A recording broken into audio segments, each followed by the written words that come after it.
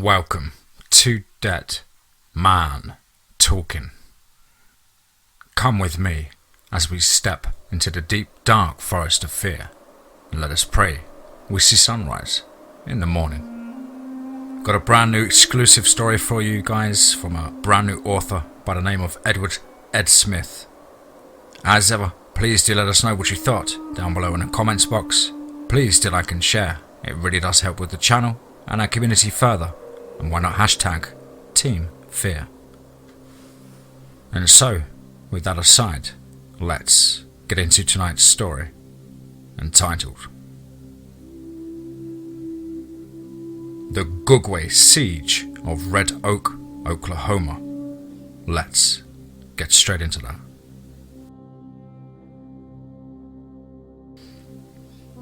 Amongst the diseases that infect herd animals in the wild, such as deer hemorrhagic fever and wild hog swine flu or hog cholera, comes the famine of food source shortages that plague the predators that feed on this bounty. When these food sources are gone, livestock and other sources of food must come into play. And this year, diseases have been rampant. Part 1. A storm is coming. My name is Mitch Jones, but everybody calls me Harley. I grew up in Red Oak, a small town in southeastern Oklahoma with a population of 510, circa 2010. I wanted to fly airplanes for the Air Force, but my ASVAB, or Armed Services Vocational Aptitude Battery scores were too low. The only thing that was open for me was the Army Infantry, or the Marines. I chose the Army. Long story short, I turned 18 while I was in boot camp, and I was approached by a recruiter from the US Army Rangers, and well, I spent 12 years with the regiment, probably 6 too long. Now that I'm out, I'm back here in the place I started. After living the life of staring death in the face after 3 deployments to the armpits of the world, it's back to the simple life, or so I thought. Off to live their lives in the other towns and cities. I knew too few people in my age group, but I began to settle in at my family's farm, which I inherited from my mother after she passed, and I kept up the property taxes while I was in my last 3 years of service. My brothers would come down from Oklahoma City and Tulsa to check on the place, and the neighboring farmer also kept an eye out. But after 3 years of weathering and sitting vacant, it was a mess, and I began the process of working on making the farm and house functional again. It kept my mind off some of the bad stuff that I brought back from overseas. I have been back for about 2 years now, and to have the farm up and running with cattle, hogs and 19 greenhouses, and have a few farmhands. I'm in the black barely, but not losing any ground financially. And the farm is located out east of the town and nested up in a yoke of a valley created by Red Oak Mountain and Red Oak Peak. Yeah, I know, not very original names, but we are simple people here. Life is starting to return to my mind, body and spirit. While eating breakfast at a local diner on an early Thursday morning, I overheard a conversation with the diner owner and a customer that I knew was a farmer, but I didn't know him all that well. The farmer was saying that he had lost several head of cattle over the last week and a half. He mentioned that he didn't know who or what was doing it. The steers were almost 900 pounds apiece, and it was like they were killed and carried or drug away. He said he followed the blood trail down to the creek, and it seemed like whatever did the deed washed the steers in the creek and dragged them down to the creek in an unknown direction. The diner owner, Mr. Roberts, said, "Walked?" "Yes," said the farmer. "I could not find any place where anything came up and out of the creek, and I checked about 300 yards up and down that creek." "Wow, really?" said Mr. Roberts.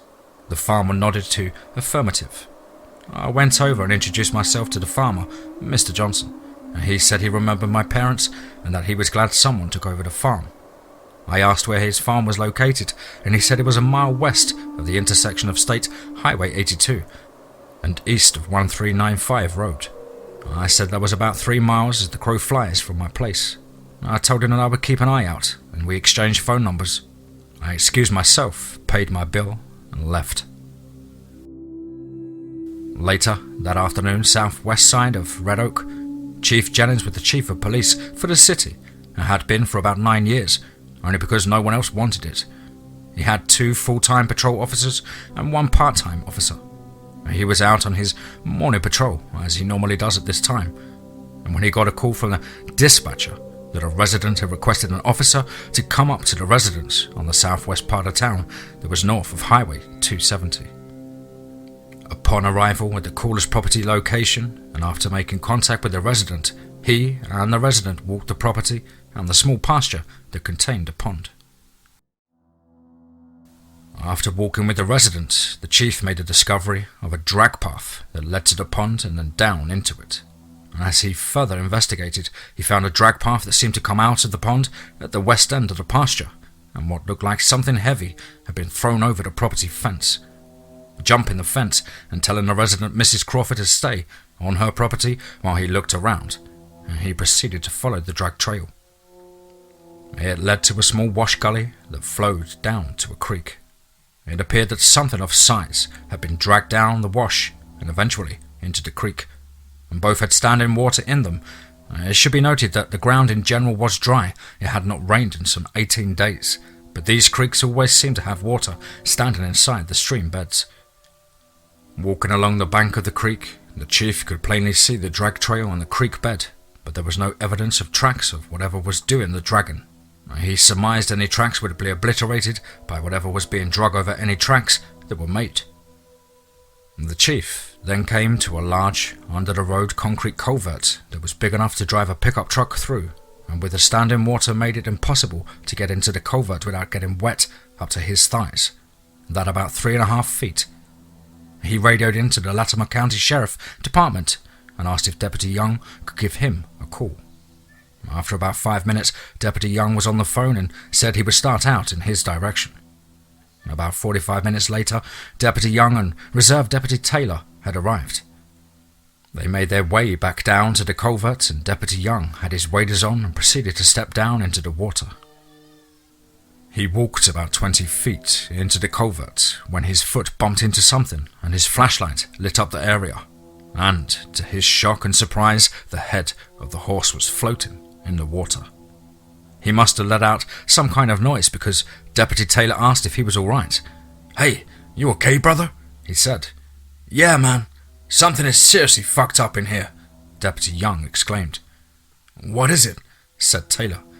"Hold on, I'm looking," yelled Young, trying to keep his composure. And Deputy Young searched the rest of the culvert and all the way down to the railroad bridge that paralleled Highway 270 and found nothing else. Upon retrieving the head of the horse and laying it onto the bank in front of the chief and Deputy Taylor, Young looked into the chief's eyes and said, "Whatever did this had to be really fucking strong because, well, it looks like it was torn off the animal, not chewed, but torn. I looked down to the railroad bridge and found nothing else of the horse or sign of what did it. This is fucked up," he added while shaking his head back and forth. About that time, Deputy Ellis arrived and he had heard the call and thought he would see what was up. "Hey, Danny, what brings you around?" said Taylor. "I just started off my day and..." His eyes fell onto the horse's head. "Jesus H, man, what the hell?" said Ellis. "Your guess is as good as mine," Young exclaimed. The chief filled Ellis in on what had transpired, and Ellis said, "You know, I took a report about a week or 2 ago from a farmer up north of town about some steers that were dragged off and, well, went missing. I think the name was Mr. Johnson or something like that." "You think a mountain lion could do this?" said Young. "Nah, cattle this size is too big, I believe," said Ellis. The next morning. Old Man Thompson was a fixture around these parts at one time, where he owned a sawmill and lumberyard. But as time went on, the businesses faltered, and well, Old Man Thompson ended up homeless and destitute. He took up residence in the Fair Miller Park on the south side of town. He was kind and polite. Nothing ever seemed to bother him. Local residences and churches would bring him food and medicines from time to time. It's just the way small-town America worked. He had a small tent/plywood shed in a southeast corner of the park, out of the way and not visible, unless you were looking for it. And technically, it wasn't even in the park. It was located just outside the park, in the field, right on the creek bank. One Thursday morning, Mrs. Donnelly had baked some cookies and bread, and she was going to take them to Old Man Thompson. When she arrived, it was about 7:30 a.m. She parked and proceeded to walk towards the area where she began to call for him. Her calls were met with silence. She walked closer to the area where she could see his shed, but when she drew closer, she began to notice that something wasn't right. The shed was in disarray, and part of the lumber planks were ripped down, and parts of the tent were missing. She walked a bit further, and she stepped in something mushy. She looked down, and it was a mass of bloody intestines that were still fresh. She screamed and dropped her baked goods, and as she turned to run, she was struck by a 3 to 4 inch rock right to the right side of her chest, knocking the air out of her lungs. When she fell to her knees, and while trying to catch her breath, she noticed something moving in the creek, about 150 yards to the east of her. It was dark in colour and seemed to be walking on 2 legs, and it looked like it had something in its hand that it was dragging, and something appeared to be in its mouth. But then she realised that there was something closer to her, in the creek about 30 yards from her. It was dark like the other, but it seemed to be bristling with anger and excitement. It was looking right at her. She urinated herself, and this thing had a large frame for a body, and her face was elongated, like a baboon, but the thing that struck true terror into her was the eyes and the teeth that it bared. And within seconds it had lunged at her as she was scrambling up the 25-foot sheer creek bank. Mrs. Donnelly jumped to her feet and ran as fast as she could possibly go to her car some 80 yards away. Lucky for her, she had left her keys in the ignition.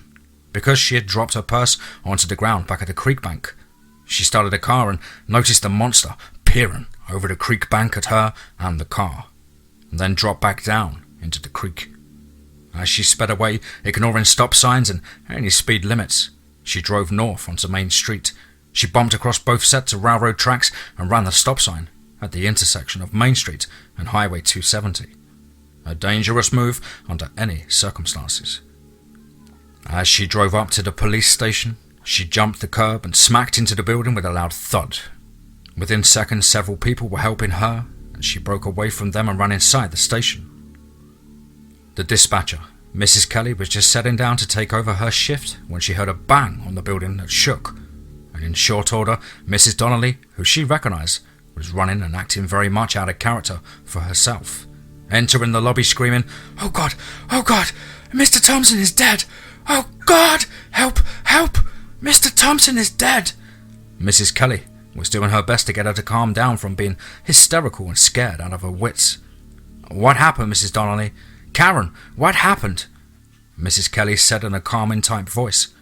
Mrs. Donnelly looked at her with a glazed look and screamed, "Monster! Monster! Goddamn monster!" She took 2 steps back and collapsed to the floor. Mrs. Kelly then called for the EMTs, and that's short for Emergency Medical Technicians. And when that call came across the chief's radio, he was at home finishing up on the report of the horse's head, listing it as an animal attack on livestock, for insurance purposes. He hit save on his computer and grabbed his equipment and jumped into his patrol car and drove off to the station. While en route, he called in all units to meet at the station. When the chief arrived at the station, the area was busy and active with emergency traffic. He went into the station and saw that the lobby was in chaos, and there was a gurney and with somebody on it. The 2 full-time policemen were there, Officer Benjamin and Officer Janice. He went up to the dispatcher, Mrs. Kelly, and asked what the heck was going on. And she explained, and after a careful and delicate interview with Mrs. Thompson, he called Officers Benjamin and Janice over to him, and then instructed them to go and have a look around the park, and then in no uncertain terms advised them to be careful. The officers arrived around 11:30 a.m, and when they drove up to the parking area, they observed tyre marks and peel-out scars on the gravel. As they came to a stop, they got out of their vehicle. Officer Benjamin smelled a faint odour of what smelled like rotten dead meat mixed with shit. "You smell that?" said Benjamin. "Whoa, stinks. I've never smelled that around here before. Officer Janice winced. Hey, let's take this slow, Mike. This feels weird, Officer Janice added. Both were veterans. Benjamin, a Marine of 2 years, and Janice, 3 years, U.S. Army Cavalry Scout. They slowly walked towards Mr. Thompson's shed and called out for him several times. As they drew closer, they observed a basket and a yellow purse on the ground near the bank of the creek. They got closer, and then they saw the gut pile and blood trail. They both drew their sidearms almost simultaneously. The odor was more intense, and as they were standing next to the gut pile, when from down the creek to the southeast they heard a wailing scream and a splash in the creek, but could not see nothing else out of the ordinary. What the flip was that, Pete? Benjamin said starkly. I don't know, Mike. Damn, this just doesn't feel right, said Janice. Chief, you need to get out here to the park, Officer Janice said on the radio. Why? What's going on? The chief said. I would rather not get into it on the radio, sir, Officer Janice replied. On my way, Chief out. The officers scoured the area, and they found that the shed was barely standing, and the amount of blood that was sprayed and slung around was, well to say, the least impressive. Whatever happened here was a one-sided fight. As the officers searched the scene, the Gugwe pack made their way down the creek, headed east-southeast back to their new nest. When they walked through the large under-the-road culvert, dragging the body of Mr. Thompson, they observed a tractor moving in a field to the south of them. They stopped and watched as Mr. Baker got off his tractor, not much more than 60 yards away from them. 2 of the 7 Gugwe went into attack mode and began to stalk towards Mr. Baker and his tractor. A series of clicks and tongue pops from the Alpha, and the 2 advancing Gugwe stopped and held their position. Mr. Baker was working on his tractor when his head shot up and he started looking around like he was trying to get a sense of what was around him. He returned to his tractor cab and retrieved his .30-06 rifle while looking around some more. He leant the rifle next to him against the tractor tire and went back to working. The Alpha then chirped. The 2 pursuing Gugwe returned to the group in the creek. Then the group of Gugwe proceeded down the creek, past the lagoons and farmhouses and barns, back to their nest for a meal and a nap. When the chief arrived, he was greeted by his officers, and they informed him of the situation in the area and asked if he wanted them to call this into the sheriff's department and the OHP, and that was short for Oklahoma Highway Patrol. He responded, no, let's wait till we have something to report. We need to know what we're dealing with. He called the city maintenance to close the park and barricade the entrance. Then he called the local funeral home in which the owners were the city morgue operators. They arrived within 15 minutes, and he instructed them to photograph and document the area and collect any remains of the victim. What do you think is going on, Chief? Said Officer Benjamin. I'm not sure. It's damn puzzling, the chief said, shaking his head once more. We need to search the creek. There's not enough of us to protect the town and do the search. We need to get the sheriff involved, Officer Janice said, confidently. No, let's keep this in-house for now. If we let this get away from us, we will end up with a big tangled up mess, people trying to take over, said the chief with a scowl on his face. The one thing we do not want on our hands is a panic in town. If we can keep calm and focus, the town will stay peaceful and manageable, the chief continued. We have to keep a lid on this until we know more. Okay, Chief. What if we got several hunters together and have them take a look around? Janice stated. We need to be picky, but who do you suggest? Said the chief. Brad Wilson comes to mind, said Janice. Yeah, and Mason Peterson, said Benjamin. Kyle Baker, said Janice. Yep, oh yeah, Harley Jones, said Benjamin. Oh, fuck no, not that fuckhead, said Janice. Why? He's a good hunter and has a lot of military combat experience. He was a freaking ranger, for Christ's sake, said Benjamin. He's too much of a hothead. Plus, rangers aren't all they're cracked up to be, Janice barked. Ha. Are you still sore about him kicking the snot out of your brother, Pete? Benjamin laughed. Look, if he's a loose cannon, then he is definitely not what we need out there. Go ahead and pull 4 or 5 together and have them in my office this afternoon, if possible," said the chief. About the same time as Mrs. Donnelly was admitted to the local clinic for emotional distress, Harley was pulling back into the driveway of his farm when one of his farm hands flagged him down about midway down the drive. "Hey boss, you need to come see this. I can't make heads or tails of this crap," said Paco. Harley put his truck into park and got out and left it running, then followed his farmhand to the greenhouse 11. When Harley got there, the door of the greenhouse appeared to have been ripped off the hinges and was flung about 80 feet to the south of the house. On the inside, the production rows were literally picked clean of sweet squash and Asian zucchini. The rows were picked all the way up to about 70 feet on all 4 rows. Harley stood in the main aisle and just was amazed at what he was seeing. And there was also a stench he just could not place, some sort of rotten smell and muskiness. What could harvest plants like this? More importantly, what ripped his door off? It just didn't add up. He went outside and started looking for tracks, and he found some that were about 14 inches long and about 4 inches wide, and it appeared that these tracks had toes. And there were several sets of these different sizes, but they all appeared to have entered and left the same direction. Most of them were about 2 inches into the soft dirt. They looked like human prints, but different. And some of the toes, it looked like they maybe had claws. "Hey, Paco, get this door and put it back on first thing," Harley said. He pulled out his phone and started snapping pictures. Just damn strange, he thought. He went back to his truck and drove it onto the house, and after taking his groceries, he went to his gun safe and retrieved his AR-15 and an M4 Config .308 caliber and returned to the greenhouse, picked up the trailer tracks, and then followed them through the pasture, and then into the tree line where they began moving through the forest.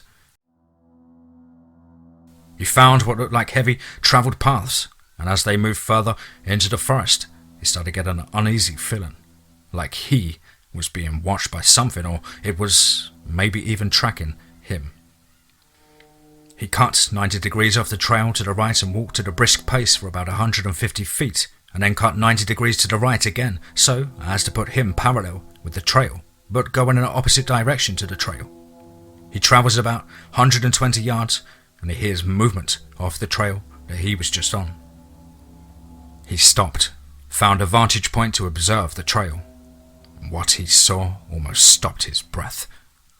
He was about 7 feet tall, covered in what looked like thick, bristly hair. He was walking on 2 legs, had a larger chest and arms, and they were so long its hands appeared to be hanging to its knees. And then he got a clear look at the head of the thing, and his blood ran cold. The head was shaped like a baboon with a snout, and it appeared to have teeth that hung out of its mouth. He walked up past him, and that's when Harley realized that he was upwind of this thing. Not the place he wanted to be. Damn, he thought. Rookie mistake, and he was out of practice. About that time, the creature came to an abrupt stop and raised its head and began to sniff the air with a haste. It turned its head and looked directly at Harley. It let out a scream and roared at him. Harley was so shocked by what he was seeing, he forgot he had a weapon in his hand.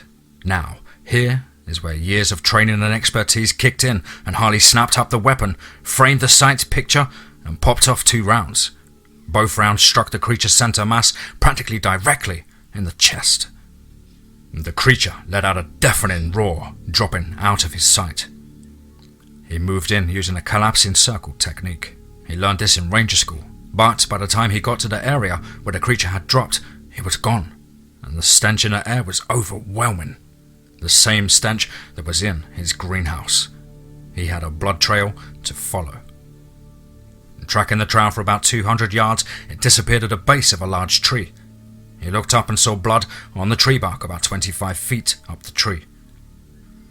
Harley backed off of the tree quickly and had his sight picture on the canopy of the tree. Fuck, he thought to himself. I don't need this thing coming down on me. It's a climber, and that means it's thinking ambush. He stood still and listened intently. It was quiet, way too quiet. He heard a rustling in the bushes, and it sounded like it was maybe 100 feet behind him, almost like something might have come down out of a tree. He turned, but saw nothing. Then a rock, yes, a rock, probably 3, maybe 4 inches, flew by his head. "God damn it!" he exclaimed. "Okay, time to move." Harley sprinted 90 degrees to the left for about 150 feet. He heard a noise to his right, and this was a different sound, like heavy footsteps, and the strength of the stench returned. "Oh crap, there was 2 of them," he thought. Harley broke out of the undergrowth and bursted into the trail he had came in on, running full out down the trail, in the direction of his farm. He heard a screaming, growling howl that came from his right, but behind him. And when he turned and dropped in a kneeling, unsupported firing position in the middle of the trail, some 3 seconds later, the Gugwe ripped into the trail about 40 yards away from Harley. Well, Sergeant P. Mitch Harley Jones, a combat veteran of 3 or many more deployments, made the command decision that probably saved his life. Harley clicked the fire selector switch off, semi-pass safe, and down to an unmarked position. The Gugwe took 3 huge steps towards Harley, and they must have covered some 20 feet, when Harley let loose of a fully automatic 10-round burst, 9 rounds striking the Gugwe in the chest and abdomen. 1 round sailed past the Gugwe's head. The creature was knocked back about 5 to 7 feet and struggled to remain standing. The Gugwe then looked up and roared, while taking 1 more step forward.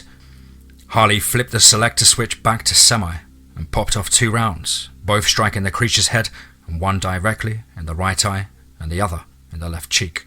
And he could see the blood fog appear behind the Gugwe's head, and the creature collapsed onto the trail floor.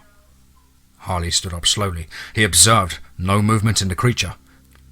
"Damn hard to kill," he exclaimed to himself, and the forester fell silent. Some 25 to 30 seconds went by, and then a scream and a howl that sounded like it came from the direction he was facing, but at a distance of 1,000 feet or so. However, the power in this vocalization was tremendous. It shook his insides and made his fear level rise, if that was even damn possible. "There was a bigger one?" he thought while wiping the sweat from his face. And then he noticed a shadow moving over him as something moved through the tree branches above him. He turned and ran 90 degrees to his left through the undergrowth and thorn bushes. He needed to gain distance and a perpendicular orientation, and when he was about 250 feet, he stopped to catch his breath. "Damn, I should have kept up with my running. Sergeant Major Emerson would be kicking my ass right now," he lamented. As he was looking into the tree canopy, he noticed one of these creatures moving through the branches, just like monkeys do. Just, it was not a monkey. It seemed to be looking for him. It must have lost track of him when he bolted. Harley moved slowly and quietly to a position that would give him an unobstructed shot should it move to him. "I can't spend a lot of time here. There is another one of these fucks running around. Or at least one," he thought as he continued to watch this abomination of nature. Once in position, he whistled at the creature. It locked onto him and began to move to him, and as it approached the area of his sight picture, Harley flipped the selector switch back to unmarked position. The weapon barked another 10-round burst. 6 rounds hit the creature in the arms, legs and neck. The round struck the creature as it was in mid-air in between the trees. The creature fell from about 110 feet and hit limbs and branches as it impacted onto the ground with a large thud. The sound of the other Gugwe was getting louder as it moved through the undergrowth, and the odor was more prominent. Harley pulled the magazine from the weapon and saw he had 3 rounds left of the mag and 1 in a pipe. "Fuck!" he said out loud. He had no other magazines. "Time to go," he said to himself. He made his way through the undergrowth paralleling the original trail, while staying off the trail about 300 feet or so. He did not hear the other creature move any closer or ever giving any indication that it was following him. Harley broke out of the tree line at his farm and immediately saw Paco and Jim standing like within 10 feet of that tree line. Paco asked, "What the fuck happened?" He heard gunfire, and a lot of it. Harley, in an excited and commanding tone, told them to back away from the tree line and get their rifles and anything else from their bunkhouse. They are staying in the main house. "We are not sleeping separate tonight."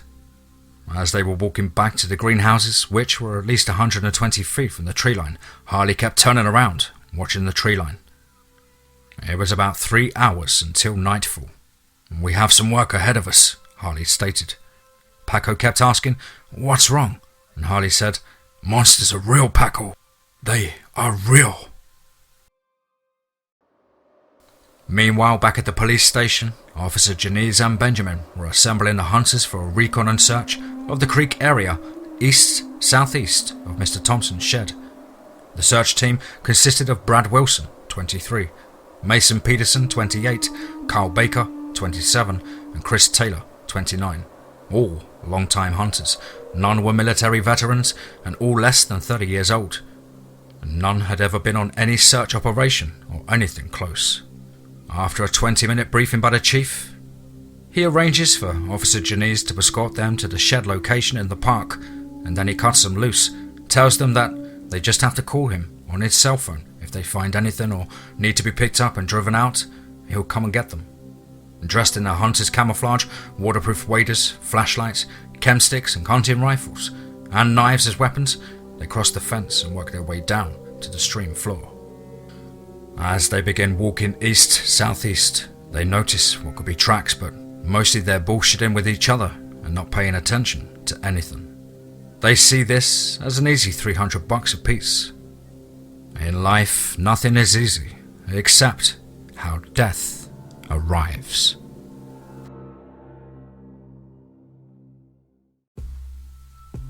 Wow, wow, wow, wow. And another one, wow. Absolutely awesome, chest-pounding, nail-biting stuff there from the incredible Mr. Edward Ed Smith, brand new writer, joining us here at the Forest of Fear. Hope you guys enjoyed that exclusive story as much as I, and apparently there's a lot more to come. Apparently he's working on the next few chapters and already has the next 3 already completed. So I know I'm looking forward to that, probably as much as you guys are. As ever though, please do let us know what you thought down below in the comments box. Please do like and share. It really does help with the channel and our community further. And why not hashtag Team Fear. Of course, if you have a story you'd like to share with us here on the show, please do get it over to myself, either by the website, which of course is www.dmtforestoffear.com, or of course, if it's simpler, just shoot me an email at dmtforestoffear@gmail.com.